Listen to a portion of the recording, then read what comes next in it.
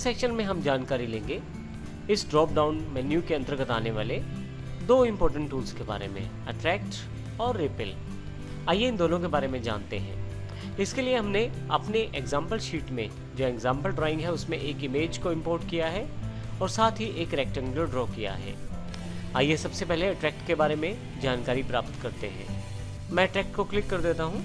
यदि यहाँ पे आप हिंट सेक्शन में देखें तो अट्रैक्ट टूल की इन्फॉर्मेशन यहाँ पे अवेलेबल करवाई गई है। आप किसी भी ऑब्जेक्ट को सिलेक्ट करके उसके एजिस को प्रयोग करते हुए आसानी से रीशेप कर सकते हैं। कुछ यहाँ पे एग्जाम्पल दिया गया है। आइए देखते हैं हम किस प्रकार से इस अट्रैक्ट टूल को प्रयोग कर सकते हैं। सबसे पहले मैंने यहाँ पे अट्रैक्ट टूल सेलेक्ट कर लिया है। यदि आपने सेलेक्ट नहीं किया तो इस मेन्यू को क्लिक करें और यहाँ से अट्रैक्ट का चुनाव कर लें। सबसे पहले आप यहाँ पे ऊपर की तरफ देखेंगे कुछ ऑप्शंस अवेलेबल हैं टूल बार में। सबसे पहला ऑप्शन है निप साइज का। आप यहाँ से ऊपर वाले बटन से कम कर सकते हैं निप साइज को। आप यहाँ से ऊपर वाले बटन से निप साइज को बढ़ा सकते हैं और नीचे वाले बटन से कम कर सकते हैं। इसके अतिरिक्त आप डायरेक्ट टाइप भी कर सकते हैं। यहाँ पे हमारे पास रेट है, अर्थात किस स्पीड से आपका इफेक्ट जो है अप्लाई होगा। नेक्स्ट आपके पास पेन प्रेशर बटन है, जैसा हमने पिछले सेशन में भी जानकारी दी। टैबलेट्स और टच डिवाइसेस के लिए प्रयोग किया जाता है। हम क्योंकि कंप्यूटर में कार्य कर रहे हैं जिसमें टच स्क्रीन अवेलेबल नहीं है तो इसमें इसका प्रभाव नहीं पड़ता। तो आइए डिफ़ॉल्ट सेटिंग्स जो मेरे पास पहले से हैं उनके साथ अट्रैक्ट टूल का प्रयोग करके देखते हैं यहाँ पे किस प्रकार से इस इमेज को मॉडिफाई किया जा सकता है।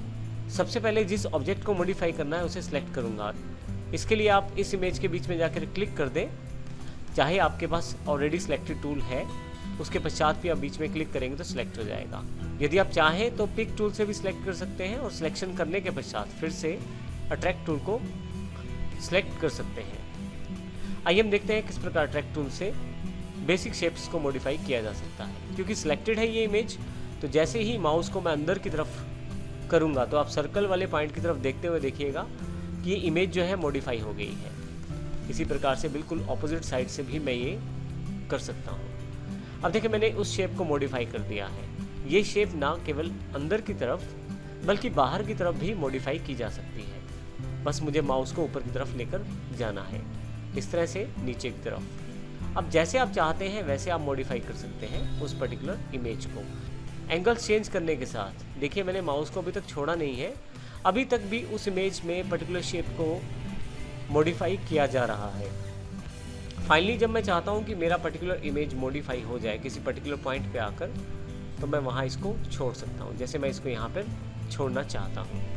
तो इस प्रकार हमने एक बेसिक रेक्टेंगुलर शेप को मॉडिफाई किया है इस अट्रैक्ट टूल के साथ। हालांकि इसका प्रयोग आप अपनी इमेजेस को अलग से डेकोरेटिव करने के लिए भी प्रयोग कर सकते हैं। आइए, जैसे मेरे पास यहाँ पे एक इमेज को पहले से ही इंपोर्ट कर लिया है मैंने।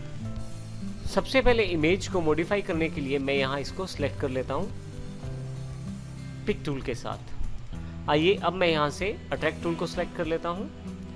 अपनी आवश्यकता के अकॉर्डिंग मैं यहाँ पे निप साइज और जो रेट है इम्प्लीमेंटेशन का, स्पीड का, उसको डिसाइड कर सकता हूँ। यहाँ पे निप साइज को मैं थोड़ा सा छोटा कर लेता हूँ 0.25, तो मेरे पास ये लगभग आधा हो जाएगा। अब मुझे यहाँ पे फिर